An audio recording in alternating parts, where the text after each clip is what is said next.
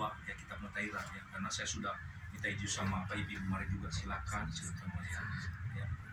Dan ini bukan umum, siapa aja yang rindu aja ya, saya tidak memaksakan ini yang rindu ditahirkan ya, itu aja yang itu lebih bagus saya lihat.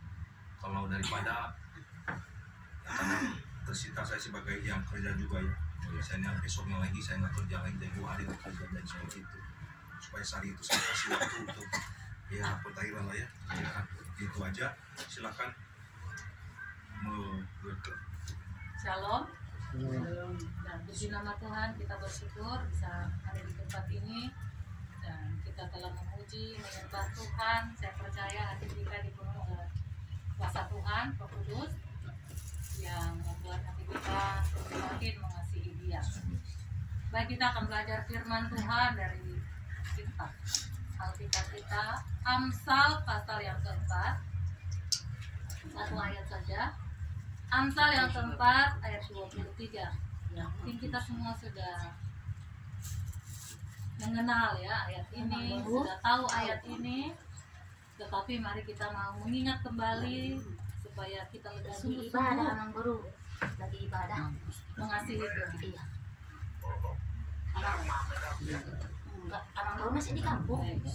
Baik, Amsal berapa tadi, Bu? Amsal pasal yang keempat ayat yang ke-23. Kita baca bersama-sama ya. Ayat Setiap 5. 23. Setiap kita yang membaca firman Tuhan, kita akan mendapat berkat karena ini adalah isi hati Tuhan. Baik. Dalam hitungan ketiga kita baca bersama-sama. 1, 2, 3. Karena jagalah hatimu dengan segala kewaspadaan, karena dari situlah terpancar kehidupan. Jagalah hatimu dengan segala kewaspadaan, karena dari situlah terpancar kehidupan. Saudara, kalau kita lihat firman Tuhan ini, ya, Tuhan mau supaya kita semua yang ada di tempat ini supaya menjaga hati kita. Saudara, kenapa kita harus menjaga hati kita? Karena hati adalah pusat, hati adalah sentral dari kehidupan kita. Amin.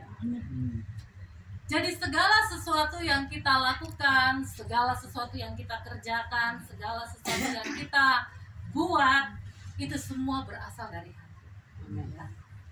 Oleh karena itu Tuhan menginginkan kita menjaga hati kita. Yang luar biasa di sini Alkitab berkata bahwa kita menjaga hati kita dengan kewaspadaan. Nah, saudara, kata waspada ini kalau saya baca di KBBI Kamus ya, artinya begini. Waspada berarti suatu situasi yang begitu genting. Kalau orang sedang waspada berarti dia tidak melakukan segala sesuatu, tetapi dia itu berjaga-jaga melihat segala sesuatu. Jangan-jangan karena ada sesuatu yang akan terjadi. Ya, contoh lah, misalnya kalau kita tahu ya akan ada pencurian ya kalau malam-malam ya, ini contoh saja. Pasti ya kalau kita malam-malam tidur ya. Tetapi kalau yang namanya kita mau waspada, orang yang suka waspada itu artinya sebentar-sebentar nanti dia akan terbangun, berjaga-jaga. Karena apa? Karena keadaan ya. Karena takut adanya pencuri ya. Atau kita berjaga-jaga untuk sesuatu yang genting, sesuatu yang mungkin kita alami begitu sulit atau yang sedang kita alami hari-hari ini. Ada banyak hal, saudara. Kenapa? Karena keadaan dunia ini yang kita lihat semakin jahat. Nah, tadi saya baru diceritakan sama Pak siapa ya kalau ini, bahwa tadi barusan mengalami perampokan ya di jalan Garuda. Nah, saudara, ini teringat ya, tidak kebetulan. Beliau ini sedang jalan sendirian, sedang mengambil uang, tiba-tiba dirampok di tengah jalan. Uangnya, dompetnya ya habis sekitar 12 juta ya. Ya, habis sekitar 12 juta, KTP dan surat-suratnya diambil semua, saudara. Nah, saudara, karena kondisi pada waktu itu lagi sepi, padahal kejadiannya siang, jam 11 siang, seperti inilah, jam siang-siang begini ya. Tetapi karena tidak ada orang, nah beliau kan tidak berpikir karena ini siang hari, karena pikirnya ya keadaan terang, karena perampok biasanya berani kalau malam hari. Tetapi karena keadaan sepi, maka perampok itu berani. Nah ini kita, kalau beliau waspada, karena dia tidak berpikir kan, kalau beliau sudah waspada, ya artinya punya sesuatu yang harus dijaga. Tidak mungkin ya.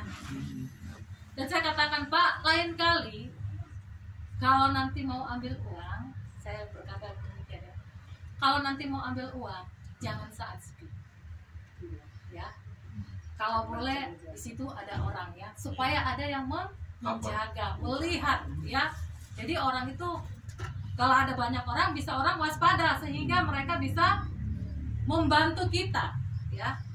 Nah saudara, begitu dengan hati kita. Iblislah yang sering yang ingin mengganggu hati kita. Karena hati adalah merupakan tempat di mana kehidupan itu berjalan. Oleh karena itu kita harus menjaganya dengan sungguh-sungguh. Kenapa? Kalau kita tidak menjaga hati kita sungguh-sungguh, iblis itu memasukkan sesuatu yang membuat kita itu dapat binasa. Karena tujuan iblis, ya kita tahu ya saudara, saya mau katakan bahwa kita bersaudara ini tidak ada musuh. Kita secara saudara ini, kita ini sebenarnya tidak boleh bermusuhan. Ya, kita ini harus saling mengasihi. Ya. Kenapa? Alkitab berkata bahwa musuh kita bukan darah dan daging. Ini jujur, Ya. kan nggak boleh bohong. Saudara ini, kita ini apa? Darah dan daging. Artinya, kalau kita bersaudara, kita tidak harus bermusuhan. Musuh kita itu adalah, kalau Alkitab mencatat, roh-roh yang ada di udara, penghulu-penghulu, pemerintah-pemerintah, yaitu segala sesuatu yang tidak kelihatan. Nah, roh-roh inilah yang selalu mengganggu hati kita, sehingga hati kita ini tergoda untuk melakukan apa? Kemarahan, pertikaian, kedengkian, perkelahian. Ya. Oleh karena itu saudara, mari kita menjaga hati itu begitu sungguh-sungguh, begitu luar biasa, sehingga apapun yang masuk di dalam kehidupan kita, ya, karena pekerjaan roh itu saudara tidak akan bisa lihat. Dia bekerja ketika dimanifestasikan dalam kehidupan manusia. Ketika kita mengalami sesuatu, kita sedih, disitulah masuk.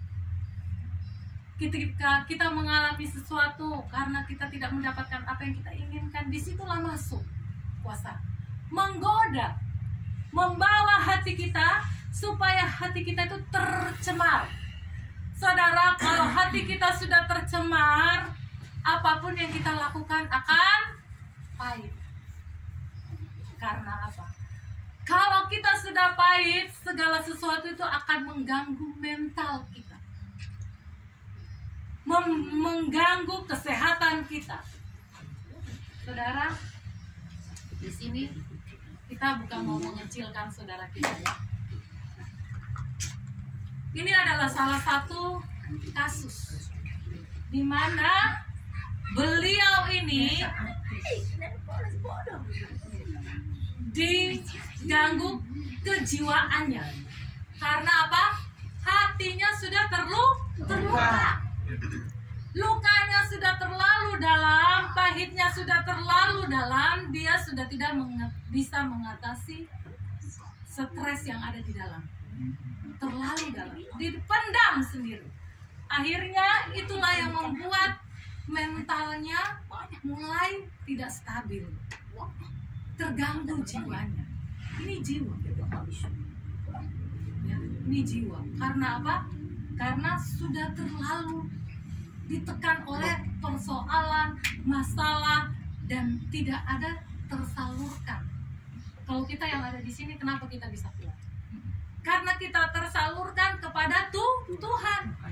Kita datang, kita memuji Tuhan, kita menyembah Tuhan, kita lepaskan semua beban yang di hati kita. Tuhan, aku serahkan. Makanya kalau kita datang ke tempat ini, kita lepaskan semua. Piping, kalau di sini kita belajar 3 hal yang penting khusus untuk gembala kita, piping. Yang pertama, keselamatan. Yang kedua, pentahiran. Yang ketiga, pengurapan. Saudara, kita belajar hal 3 ini. Keselamatan, saudara. Keselamatan, ya, bahwa ketika kita percaya kepada Tuhan, mengaku dosa kita, menyerahkan kehidupan kita, kita mengakui bahwa Tuhan Allah, bahwa Tuhan Yesus itu adalah Tuhan kita yang kita sembah, tidak ada yang lain. Itu artinya kita menerima keselamatan. Keselamatan bukan karena saudara dan saya baik, tidak. Firman Tuhan bilang kelakuan kita bagaikan kain kotor. Keselamatan oleh karena belas kasihan Tuhan. Karena Tuhan sudah datang memberikan dirinya, menggantikan kita, dia mati di kayu salib supaya kita selamat. Kalau tidak Tuhan menggantikan kita, maka kita lah yang akan menanggung hukuman yang harus kita terima. Tetapi karena kasih Tuhan, sayangnya Tuhan, sehingga Tuhan menggantikan kita. Tuhan mintanya kita cuma percaya, tidak ada yang lain. Percaya. Waktu kita percaya, artinya kita menyerahkan kehidupan kita seutuhnya, biar Tuhan saja yang mengatur kehidupan kita. Amin. Artinya kita tidak boleh mengurusi apa yang menjadi bagian Tuhan dalam kehidupan kita. Biarkan Tuhan yang mengerjakan. Itulah keselamatan. Melalui apa, saudara? Roh Kudus. Nah, yang kedua, kalau melalui Roh Kudus, kalau kita di sini yang tadi Pak Mati katakan bahwa kita mengenal yang namanya pentahiran. Nah, kita mengaku, kita minta mengundang Roh Kudus masuk. Roh Kudus itu ada di dalam kehidupan kita. Roh Kudus ketika kita percaya, kita mengundang dia masuk, tinggal di dalam hati kita. Makanya itulah kita harus menjaga kekudusan. Karena Allah itu kudus. Dikatakan kuduslah kamu sehingga karena Bapamu kudus. Nah, itu. Nah, ketika kita masuk ke pentahiran, hal yang kedua, ketika kita masuk pentahiran, supaya kita mengerti tujuan pentahiran itu apa. Jadi kita jangan asal ikut-ikutan, jadi jangan kita supaya begini-begini, tidak tahu artinya pentahiran itu apa. Ya. Tujuan pentahiran adalah untuk kita membersihkan kehidupan kita secara keseluruhan. Roh, jiwa, dan hati kita dibersihkan karena melalui darah yang air. Kita kan masuk ke dalam air. Air itu kita mendoakan air itu menjadi darah Yesus, diubahkan menjadi darah Yesus. Darah Yesus itulah yang membersihkan kehidupan kita. Amin. Dari segala polusi dunia ini. Polusi itu banyak, saudara. Ya, polusi itu masuknya dari mana, saudara? Dari mata kita, panca indera kita, ya. Dari mata kita, dari telinga kita. 2 hal, pintu yang paling utama yang harus kita ketahui. Mata dan telinga. Karena apa? Telinga, kita mendengarkan perkataan-perkataan yang keluar dari Yang pertama dari Tuhan, yang kedua dari setan. Mata kita, yang kedua dari mata. Kita melihat situasi-situasi. Kita menginginkan harus begini, harus begitu. Keinginan timbul dari mata dan telinga, ya. Keindahan-keindahan, kesukaan-kesukaan duniawi. Makanya kita harus menjaga hati kita melalui pintu dua ini. Kita harus benar-benar filter. Benar-benar hati kita yang kita masukkan di dalam hati kita, kita harus jaga. Nah, ketika kita masuk di dalam pentahiran ini, masuk ya, ditahirkan, dibersihkan oleh darah Yesus, maka keberadaan kita ini bersih. Ya. Karena iblis itu sifatnya mengikat, ya, membawa kita kepada sesuatu yang membunuh. Pekerjaan setan pertama, membunuh, menipu, membunuh dan mencuri, membunuh dan membinasakan. Mencuri apa? Mencuri damai sejahtera. Hati kita ini, firman Tuhan datang, harusnya kita ingat firman. Tetapi karena situasi terjadi, kita tidak ingat lagi kebenaran. Firman itu diambil, dilupakan, sehingga kita tidak ada kontrol lagi. Ya.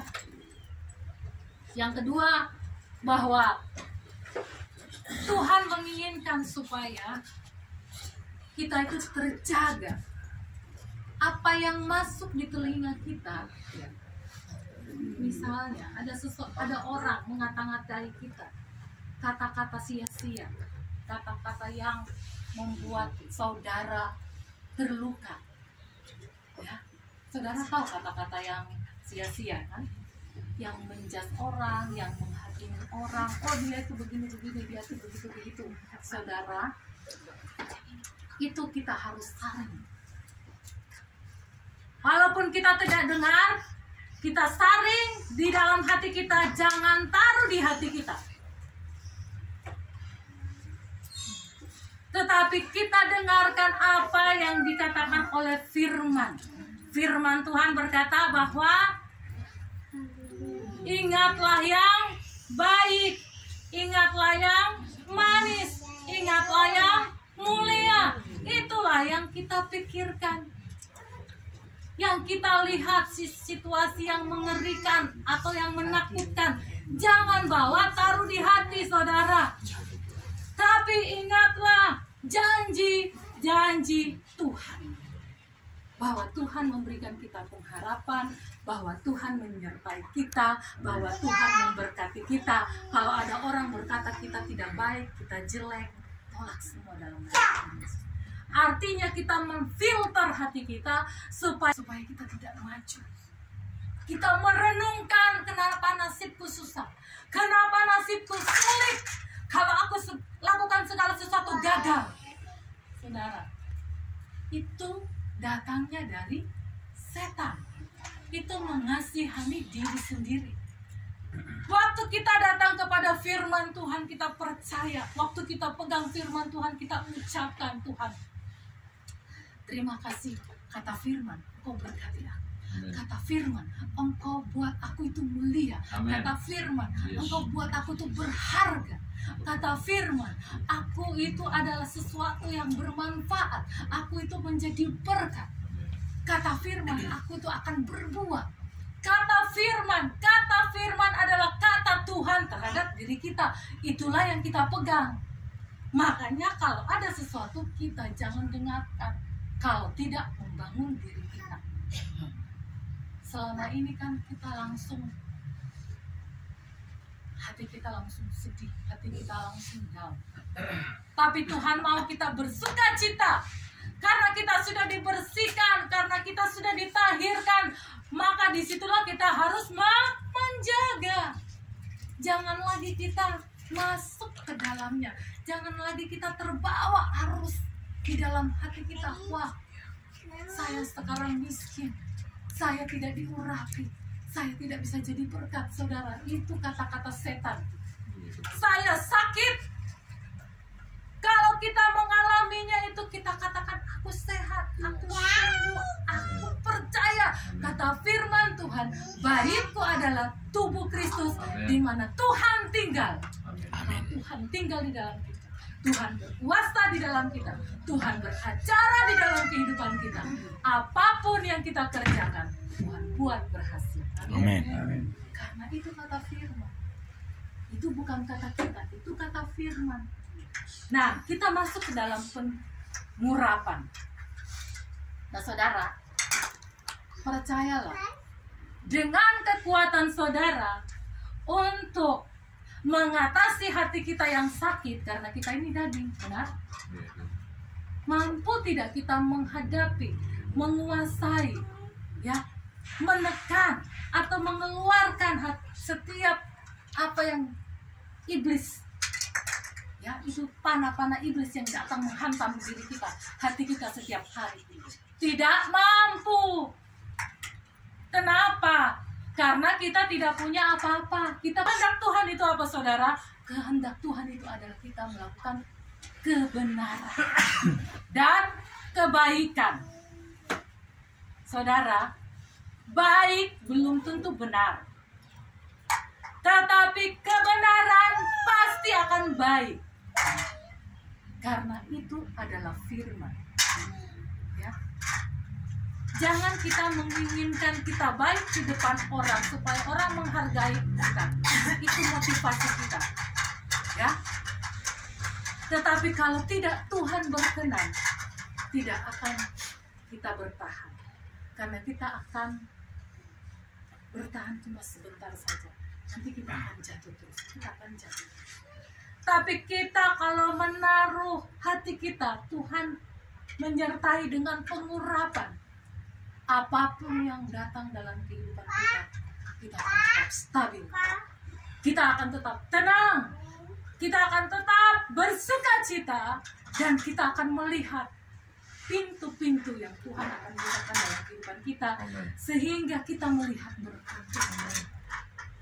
Jangan pernah kita mengeluh dengan mulut ini. Jangan pernah. Oh, dia tidak menghargai saya. Oh, dia tidak ini.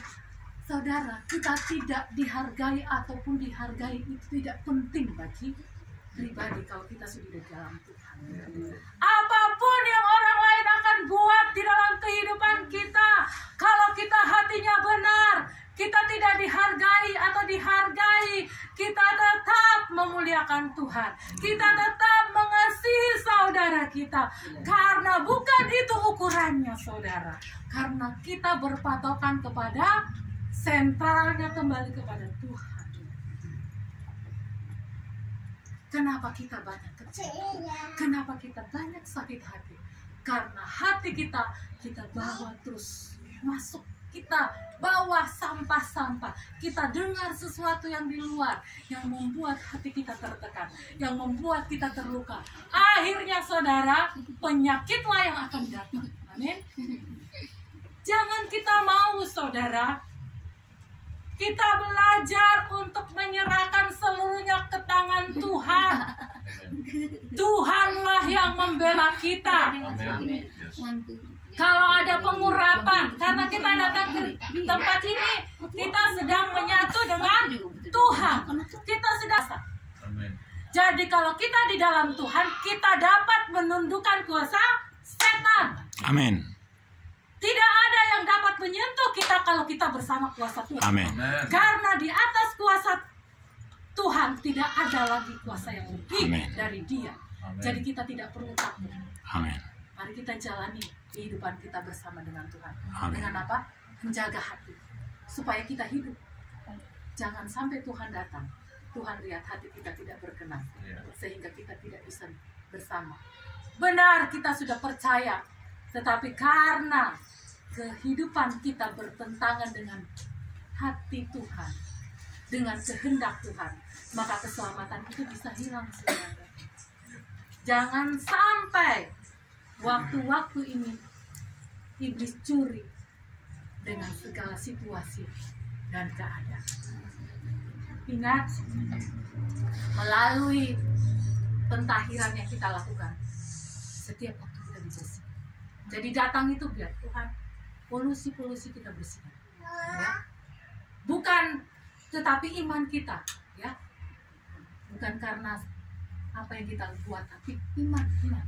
Saudara mau cemplung 100 kali, kalau tidak punya iman bahwa Yesus itu sanggup membersihkan, tidak akan terjadi. Percayalah.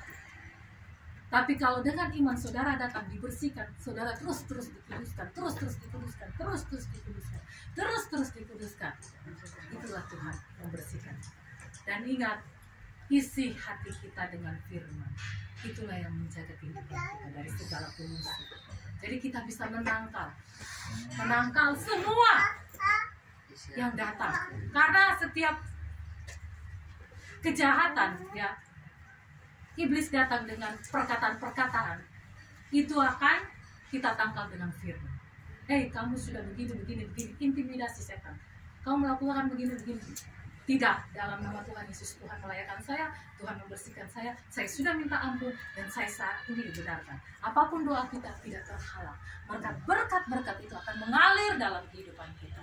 Itu yang Tuhan mau. Kita akan menjadi berkat karena kita diberkati oleh Tuhan. Amin. Tuhan Yesus memberkati. Kira ada yang mau bersaksi? Aku didoain dulu, Pak. Tadi dikirimin belakang. Oh, yang tujuh? Belakang.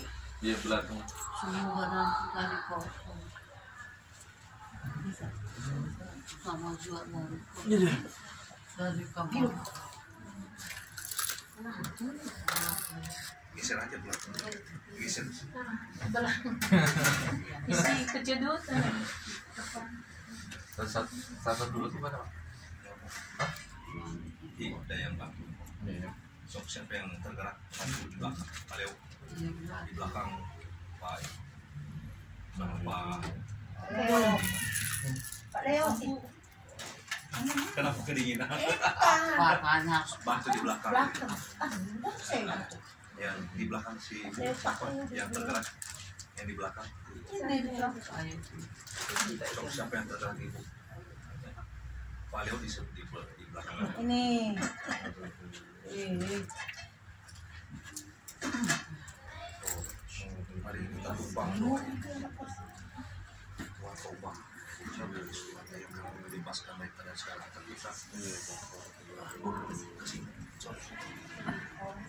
Tuhan Yesus Tuhan bebaskan mereka dari segala tergesa. Nanti videokan ya. Yesus Tuhan, kami berdoa, kami topang mereka, iman mereka yang menyelamatkan mereka, iman mereka yang melepaskan mereka dari segala luka yang mengganggu mereka, perasaan-perasaan mereka, pikiran-pikiran mereka, jiwa yang mereka yang terganggu saat ini. Kami doakan di dalam nama Yesus, kami topang mereka dan iman mereka yang menyembuhkan mereka dalam nama Yesus. Minum dulu ampun, kasih ampun dalam nama Yesus. Terus jamah bebaskan mereka satu lagi di dalam nama Tuhan Yesus. Jamah Roh Kudus oleh darah Yesus Tuhan.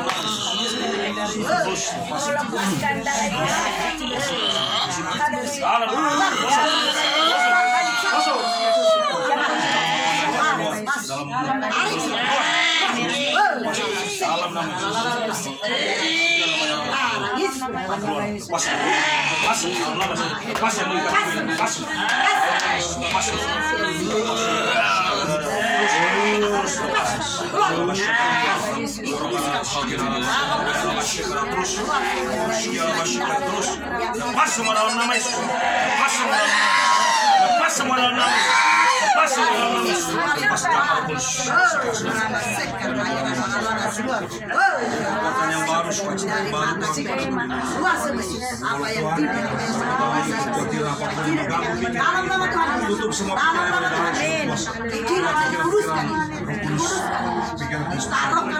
terima kasih Tuhan.